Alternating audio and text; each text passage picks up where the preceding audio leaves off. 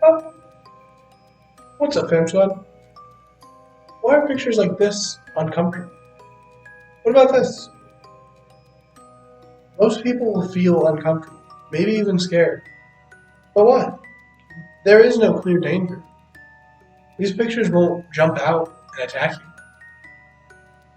Yet, there's this uneasy feeling that someone or something is lurking, watching, waiting. Yeah. It's a little uncanny, isn't it?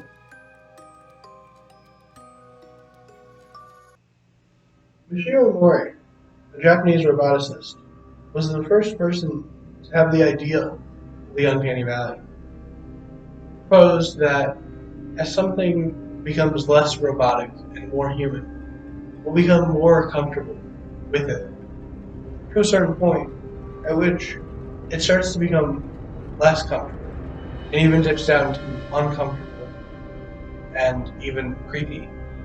Then as it becomes more human-like, up to an actual human being, it comes back up to where we are comfortable. And this dip is what he referred to as the Uncanny Valley. However, academically, his research does not hold up to scrutiny. There have been multiple studies that have looked into the phenomenon of the Uncanny Valley and have not been able to reproduce Maury's results. One test done by David Hansen from Hansen Robotics Incorporated showed people an image of Jasmine from the animated movie Aladdin, and through a series of photos, morphed her face into a human face, and asked people to rate how they felt. While it was pretty steady, there was a slight dip in the middle, but while people were, on average, less comfortable, they were never at any point uncomfortable with these images.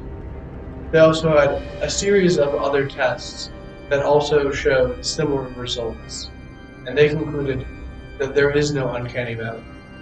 Another researcher, Carl Dorman, also conducted experiments to find the uncanny valley. What he found was that there's less of a valley and more of what he called an uncanny cliff, where people's opinions held pretty steadily until something appeared human, but was clearly unhuman.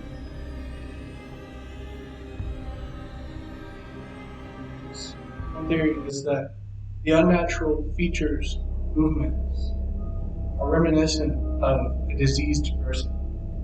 So if this theory is to be believed, then these uncanny things are scary because they're activating the same part of our brain that is afraid of corpses, fecal matter. It's an evolutionary theory. Another theory is that you're scared of ambiguity. We see what appears to be human, but without life or intention, and it's frightening. It might be the real answer could be one or both of these theories, or neither. I'm no thought scientist. Huh? What is that? It's called a psychologist? I'm no psychologist, but I think part of what makes it scary is the context that these photos are being taken and viewed. When these photos are being taken, they're trying to show something creepy. And when they're displayed or viewed, they're often shown with a grainy filter, or they're in black and white, or maybe they're deep fried. Additionally, I found these photos and I was looking for creepy, uncanny valley images. So that kind of primes me and anyone to expect something that's creepy. This might also help explain why the research into it did not show as strong as results as would be expected.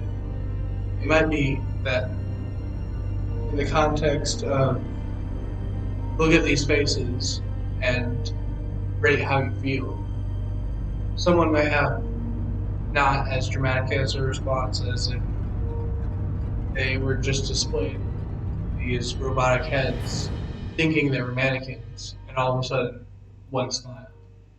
That'd be a lot creepier. Even this video with the royalty free creepy background music and the way this shot is framed, it's supposed to feel lonely and isolated, which adds to that uncanny creepiness.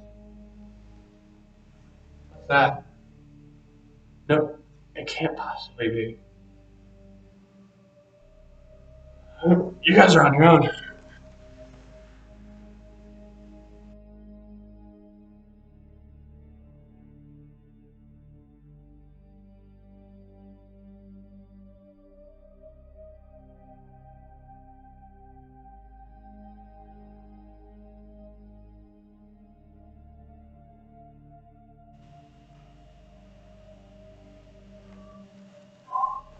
Ooh, that was a close one. He almost got me.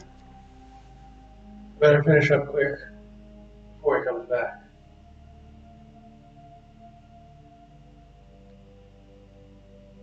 We talked about the Uncanny Valley and what academia thinks of it. So we've talked about the Uncanny Valley and what academia thinks about it. We learned that the Uncanny Valley might not even exist. We explored other potential explanations to what makes things uncanny.